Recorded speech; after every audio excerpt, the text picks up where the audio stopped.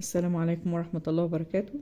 اهلا بيكم مع ام عبد الله اتهوم ام عبد الله في البيت. والنهارده هعمل لكم عصير راني الخوخ بكمية كبيرة بطريقة عبقرية ما شفتهاش قبل كده. واذا عجبكم الفيديو ما تنسوش اشتراك في القناة وتفعيل جرس الاشعارات ولايك وشير مع غيركم عشان الكل يستفيد.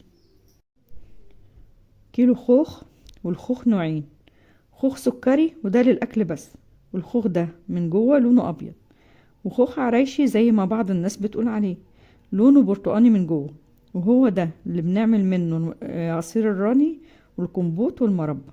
كوباية سكر. الطريقة: أول حاجة بنفصل الخوخ الطري في طبق والخوخ الناشف في طبق تاني. بعد كده بنغسله كويس جدا كل واحد لوحده. ناخد الخوخ الطري ونقشره كله، بعدين نبدأ نقطعه بشكل عشوائي ونحط عليه نص كوباية السكر ونقلبهم مع بعض ونسيبه لحد ما ينزل المية اللي فيه من نص ساعة لساعة في التلاجة أو بره. السكر بينزل كل المية الموجودة في الخوخ.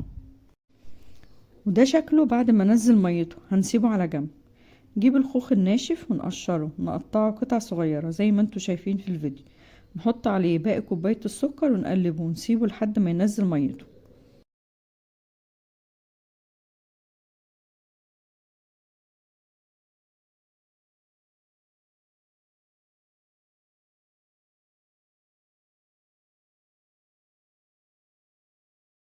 وده شكله بعد ما نزل ميته. ودي كمية الخوخ الطري والناشف، والفرق بينهم واضح جدا. والمية الموجودة في الطبق دي مية الخوخ اللي نزلت منه، مش حطيت عليه اي مية. نجيب حلة ونحط فيها كمية الخوخ الناشف ونزوده كوبايتين مية ونرفعه على النار. نجيب الخلاط ونحط فيه كوبايتين مية ونحط عليهم الخوخ الطري اللي قطعناه ونضربهم في الخلاط.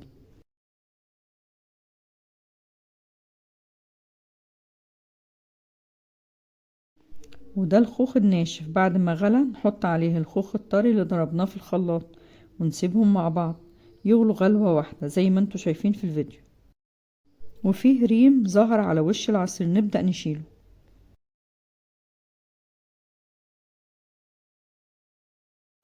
نعصر عليه عصير نص ليمونة ونقلبهم سوا مع بعض.